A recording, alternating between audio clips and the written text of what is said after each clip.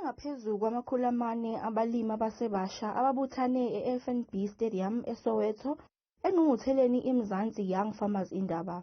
Lo mhlangano uvulwe ngungqongqoshe wezolimo nogqugquzele intsha ukuba ibambe iqhaza kulomkhakha. You as the young cadres of today, you want to transform South Africa such that it becomes continuously food secure and an agricultural economy that thrives.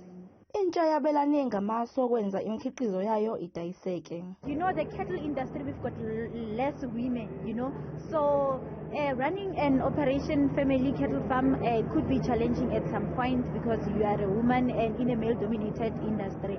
But the most important thing is that women also must see the opportunities, Isikhulu sebhange lomhlaba sithi abalimi abasafufusa badinga indlela yoxhasomali ezoyisa phambili lomkhakha. We have got products such as the impact funds which are available for new era farmers that will actually have higher growth impact and create high jobs, have a high number of social impact in their communities. Le ngqungquthela izobanjwa izinsuku ezimbili.